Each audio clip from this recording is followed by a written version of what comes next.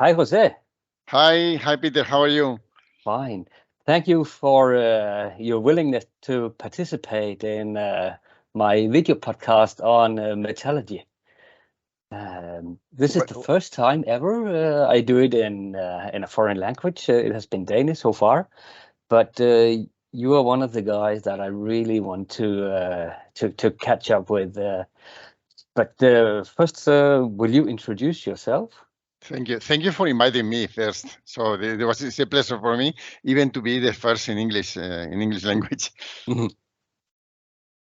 Yeah. So you are from Madrid. Yeah. But can you tell a little more about what you're doing and maybe your background, why you became what you are? Yeah. So okay, I am now director of the materials in the Materials Institute, which is a research institute in Madrid region, devoted to material science and engineering, mostly to metals, composites, biomaterials, different kind of materials. Inside, we have some research groups dealing with metallurgy in some way. It's one of the strongest areas of the institute. And on the other side, I also full professor of material science and engineering in the Carlos III University, which is not so far from the institute. So I combine both positions. I have double affiliation. So by one side, I teach at the university and I supervise some students there, but also I develop some managing activities in the institute, but also research at the institute. Always focusing in my main activity is powder metallurgy, but also I do some things regarding physical metallurgy, of course, because sometimes you have to deal with some studies regarding other materials produced by different methods than powder metallurgy. Physical metallurgy is a general tool for all the metallic materials. So I started to work in metallurgy many years ago because I studied mining engineer, focused on metallurgy, and from the beginning I was involved in the metallurgical, let's say, path. Yeah, a lot of young students are following this podcast. Can you tell a little about what ignited your flame for metallurgy? How did you find out that metallurgy should be the path for you? I think it was when I studied the engineering. My first engineering career was in the School of Mines. I follow a lot of courses related metallurgical engineering, and I discovered a wonderful world in many sense. One sense is that metallurgy, in my opinion, is in the core of the technology. We need materials to develop things. We need materials to pass the limits of the technology. And one of the main materials are metallic materials. In metallic materials, we have to know that if we consider the different raw materials that one country can consume, maybe the first one could be the water. Maybe the second one could be the cement and some materials related to construction. But there is no doubt that the main engineering material is the steel. It's steel and metallic materials, but especially steel. So steel is in our life everywhere. We can find steels everywhere in any kind of device, any kind of instrument, in any kind of engineering machine. We have steels, and steels are the main material that we need to survive as a society. So to be involved in the development of materials which has so important for the human development, I think it's a real interesting thing. And it was one of the things that I was really engaged with the metallurgical field. And also I had the opportunity to discover very early the powder metallurgy technology. And powder metallurgy technology has another advantages. One of those is the freedom the freedom to choose materials to design new things. So in powder metallurgy, you can mix everything. You can do a lot of things that are impossible to do in conventional metallurgy. And it was another thing that engaged to me. Yeah, I call it sometimes the Swedish cook in metallurgy. Yeah, because the sure. Swedish cook from Muppet, he can put everything into the food. He's mixing whatever is possible, and that's what you can do with powder metallurgy. Yeah, we can do everything. We can do powder metallurgy. I always say that we say in Spanish the things, but the better things could be. I will say in Spanish. I will translate it into English. Bueno, bonito, and barato. Bueno is good. Bonito is nice, and barato is cheap. Yeah. So in powder metallurgy, we have the three possibilities. We have some materials that can be produced by powder metallurgy in a cheaper way than any other possibility, maintaining good performance. When we are talking as engineers, we have to say that we have to choose the best material at the lower price. So in that sense, powder metallurgy is a very nice option. But powder metallurgy also can produce materials in the best way in order to get the better possibilities in terms of properties. So there are some techniques based on powder metallurgy, has hot isostatic pressing, spark plasma sintering, even metal injection molding, in which you can get the best possibilities in terms of properties. So this is another interesting way, because if you want to reach the limits of the technology, you need the better materials, and powder metallurgy can offer you this possibility. And the third field of work of powder metallurgy is that there are many materials that can be obtained only by this technology. For instance, cemented carbides. Cemented carbides is a material that only can be obtained by powder metallurgy. Or bearings. Some metallic bearings can be only obtained by powder metallurgy. Or let's say tungsten-based materials. The unique way is powder metallurgy. So powder metallurgy can offer us as metallurgists a lot of possibilities to bring to the society cheap materials by one side, unique material by other side, and let's say the best materials by the third way. Yeah. So in that sense, it's amazing. I think it's an amazing technology. Yeah, I agree. In fact, we have two passions in common. The first one is running. We both run. Yeah. And the other one is powder metallurgy. Yeah, for sure. And we also we have met a lot of times under the umbrella of the European Powder Metallurgy Association. And the reason why I invited you here today is that you have brought some very new materials on the table that I never knew of before. It's the alloys called High Entropy Alloys. And recently I went through the Danish book of metallurgy, and it doesn't exist. It still doesn't exist. Yeah.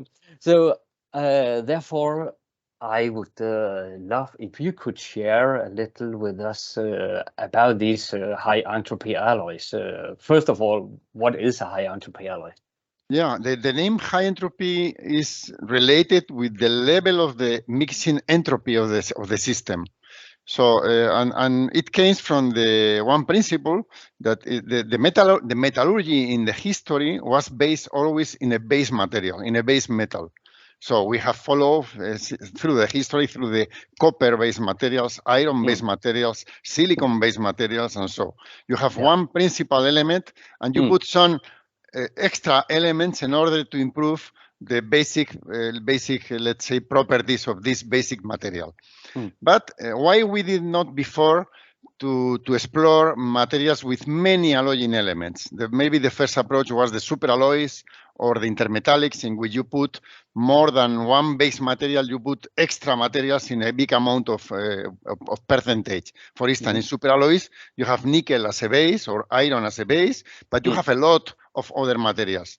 The high risk in metallurgy is to produce, let's say, non-desirable phases, lavage phases or intermetallic phases, but because those phases usually are produced when you mix more than one or two different elements. The tendency is to produce those kind of negative phases. But there was a couple of guys, that was Professor Cantor and Professor Ye in 2004, that they analyzed by thermodynamical approach that it could be possible to reach a single phase, only a single phase, mixing 5 or more elements in a chiatomic way. So they discovered that mixing iron with moly, with chromium, with nickel, and with manganese in 20% of percentage, they can reach a one single phase without those negative intermetallics or Laves phase or sigma phase, such a kind of brittle phase that usually are negative for the final alloy. So those guys discover that the reason to can reach that allow to us to have this special alloy in a single phase using different multi-component alloy, it was due to the entropy effect. They discovered that increasing the level of the entropy in the mixing of the alloying elements, you can reach one single phase, even having many different elements that can produce intermetallics. So, and this was a real nice discovery, because at the beginning, the researchers, they were working with 5 or 6 possible elements. Those elements related to the transition metals. You know, the iron, nickel, manganese, cobalt, these are the transmission metals of the periodic table. But in a very short time, people start to explore refractory metals, light metals, rare earths, many different possible, let's say, alloying elements. And now we know that we can have high entropy alloys mixing any kind of possible pair of metals. So it opens, let's say, millions of possibilities to this to develop materials. So this is a very interesting thing for engineers. Yeah, and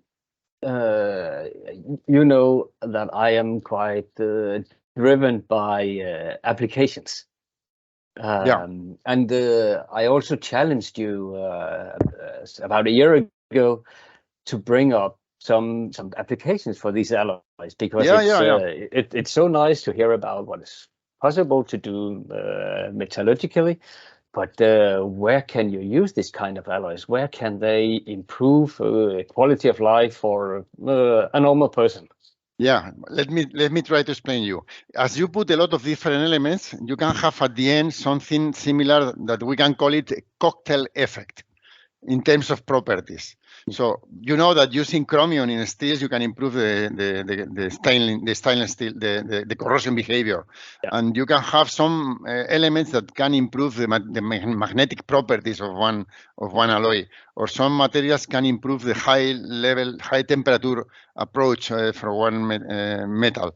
So high entropy alloys, depending of the mixing that you are using in terms of elements, you can have extraordinary properties in terms of high temperature, or extraordinary properties in terms of magnetic, or extraordinary properties in terms of corrosion, or even in other fields. So now this is an authentic, it's really amazing, because you have thousands of possibilities of mixing, and depending of the alloying elements that you use, you can be focused on high temperature, in strength, in combination of strength and ductility, due to this, let's say, cocktail effect of the properties due to the different metals that you are introducing. And thanks to this possibility to get single phases without these detrimental phases as Laves or sigma or such kind of intermetallics. So for this reason, the panorama that we have in front is amazing, because we are really in front of many possibilities for engineers. Your question could be, then how these alloys has not been included in the industry in the last 10 years? My answer is also related to the one topic in which I am really interested, which is the topic of the critical elements, the strategic elements. Many of these elements, cobalt, nickel, lithium, let's say, many of those are critical elements. That means that are not interesting for the industry, in terms that if you don't have the elements to manufacture your product, you can have a problem. Because many of the critical elements are also strategic elements. So that means that those elements are produced by some specific countries, and sometimes the supply chain is not assured. So, and if you can assure a supply chain as a producer, is a very negative to have to work with those elements. So today, what we have to do as engineers is to look for alternatives. So we have to try to use alternatives. And now I am involved in a research topic, which is we can develop also high entropy alloys, but not using pure elements and mix those, let's say, elemental powders or pure elements from different sources. We can produce high entropy alloys using scratch from superalloys, or scratch from stainless steels, or scratch from other conventional alloys. So we can reuse the conventional alloys to produce high entropy alloys. And this is a completely new research line in which I am involved now, in order to allow the high entropy alloys to be introduced in the industry in a more easy way than use the conventional elements by separate. Because conventional elements by separate can be critical and can be difficult for the industry to use them. So, and this is another possibility that we have as metallurgists, is a very important challenge, is to recover all the metals that we have, for instance, in the electronic waste. We have tons of electronic waste with a lot of critical elements that can be used to develop such a kind of alloys as high entropy alloys. And today, we are recycling no more than 17% of the electronic waste.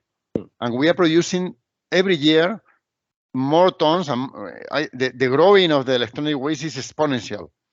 So, and we don't recover it. And we have a lot of metals there that can be used to develop such a kind of high performance alloys. I remember you told about an alloy system that worked at a very high temperature that could maybe substitute superalloys, for instance. Superalloys in jet engines. Yeah, this could be one of the applications. What has been possible so far?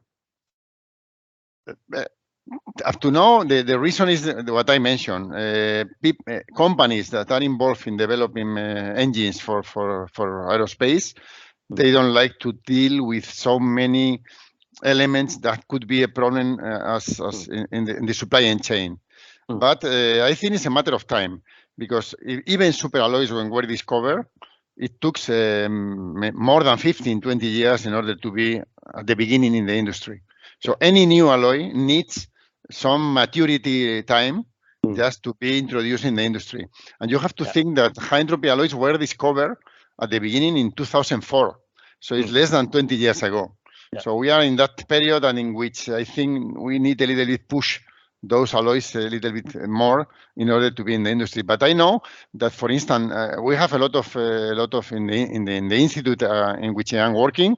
We work a lot with ITP, which is a manufacturer of materials for engines for aeronautical, and they are highly interested in high entropy alloys. They didn't introduce it in the manufacturing process, but they have demonstrated some interest in the alloys, and they are thinking on those alloys as a possibility for the future. What could be the advantage to go into that? Could you boost the temperature where you can work? This is a good question. This is a good question. So, what is the advantage? Why we need to improve, let's say, 10 degrees or 20 degrees in the engine working temperature? So, increasing 10 or 15 degrees in the engine working temperature, you will save tons of CO2 to the atmosphere. And you will save tons of fuel in the planes. So improving the efficiency of the engines, you reduce the fuel consumption in a high amount. So just with 10, 15 degrees, you will save tons of fuel in a plane flying from Europe to America and back, and you will save a lot of emissions to the atmosphere. So in a world, in one of the mandatory things that we have to do the engineers is to optimize as much as possible the energy sources. Just increasing a little bit the temperature in an engine, you will save a lot of fuel and you will save a lot of emissions. So this is a good reason, I think. And we're talking typical working temperature. Is it 800, 900 degrees? Yeah, in that order. It depends of the area of the engine. In some part of the engine, the working temperature is lower, but the highest temperature is in the order of 800, 850, and those temperatures can be reached today, especially with superalloys, usually with coatings, in order to improve a little bit more the temperature. But superalloys has a limit. They have a limit, and this limit has been surpassed. And this is one option: is high entropy alloys. That's interesting. So, I think it's very interesting. I really love this area. Then I can come visit you in Madrid without polluting too much if I take the Yeah, plane. for sure, for Yeah, sure. I hope so. yeah. You also told that they try to look at these with thermodynamic simulations. Yeah, yeah, Can you elaborate a little on how that is done today? Can yeah. you do it Well, on now, any kind of alloys? yeah, now we have a very powerful tool, which is we have a lot of, let's say, thermodynamical programs, software that can help to us. There are a lot of them, but we use Thermocal, which is a Swedish software, which is very well known in metallurgical field. And through now, you can apply the Thermocal with Python tools. And now it's quite easy in a very few minutes to simulate, let's say, hundreds of alloys. So today, the tools of the artificial intelligence and also the computer power that we have today allows to us to simulate many alloys in a very short time. And we need those tools because if you can combine, let's say, hundreds of elements in different ways and you have thousands, millions of possibilities of alloys, you need informatical tools in order to help you. And today, there are many paths open in order to introduce the artificial intelligence in order to minimize the time that we need to design and develop new alloys.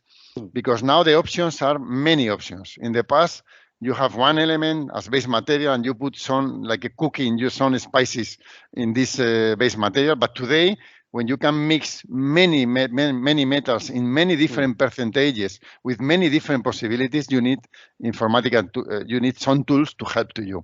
And one tool definitely is thermodynamical software. Just to reduce a lot the negative possibilities in the microstructure. Yeah, to reach the single phase domain. What? Yeah, to reach a single phase. Yeah, to area. reach a single phase or at least a dual phase. There are some high entropy alloys with two phases, and these two phases also can allow other possibilities through the heat treatments, because if you have a single phase, you don't have so much possibilities of heat treatments in order to improve a little bit more. But with two phases, you can also play a game with the heat treatments in order to improve a little bit more the properties. Here at the end of our interview, I would like to get a little back to how to process these material, because you told that you could mix elemental like scrap from superalloy, scrap from stainless, and if you mix it in the right composition, you can get a high entropy alloy. But how do you process it? Because you need some diffusion to happen. You can do it by casting also. It's not only. I'm not thinking only in powder metallurgy. In powder metallurgy, we have the advantage that we have powders from many commodity alloys. We have a lot of powders, and we can use those powders to manufacture the high entropy alloys. But if you use, for instance, let's say additive manufacturing methods in which you melt the material, then you can allow the single phase because you mix in a very high level of power the materials. Of course, through castings you don't have any problem. By casting you mix everything very well. But by powder metallurgy, I did it using techniques as spark plasma sintering or hot isostatic pressing. Even with those techniques, even using the similar powders, you can reach a single phase by diffusing. Okay. So it's possible. Yeah. So it's not. You don't need to heat treat for days to. No, not at all. Of course. My first approach to do that by powder metallurgy in the first sintering step, it was not reach the high entropy alloy single phase. But after an annealing, in a very not so large time, and an 8 hours annealing or 6 hours annealing, you can reach the single phase. So it's possible to do it, even by mixing the similar materials by powder metallurgy. So if people want to learn more about high entropy alloys, where should they go? They could come visit you, but not everybody. No, but today, for instance, in a couple of months, of course, if you enter in Google Scholar, which is the main searchers, just out of the conventional as Scopus or other more professional ones. In Google Scholar, if you put high entropy alloys, you can find maybe 8,000 entries or 10,000 entries. And from those, there are 2 or 3 very interesting, let's say, reviews of some researchers that are really interesting, and you can find them easily. Then there is another interesting source of information, which is the conference, of course. Now the main conference, for instance, now during these days we have Euromat, or in the United States we have every year the TMS conference. In all those conferences you have a lot of, let's say workshops and different meetings regarding high entropy alloys. In a couple of months from now, we have a World Congress on high entropy alloys in Pittsburgh, organized by TMS in the United States. It's a world conference. It's the second one. So we have a world conference regarding high entropy alloys. And in the last one, it was a couple of years ago, it was very interesting because it was spread there one study from the Army in the United States regarding high entropy alloys, which is completely open in the network. If you look for high entropy alloys in Google and you put TMS World Congress, you will reach those information easily, and you can get this for free.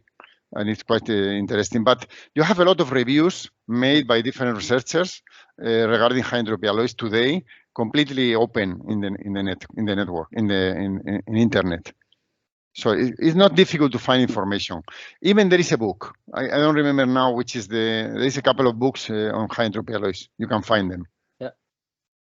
So now it's starting to let's say to boil a little bit this topic, and we have much more information.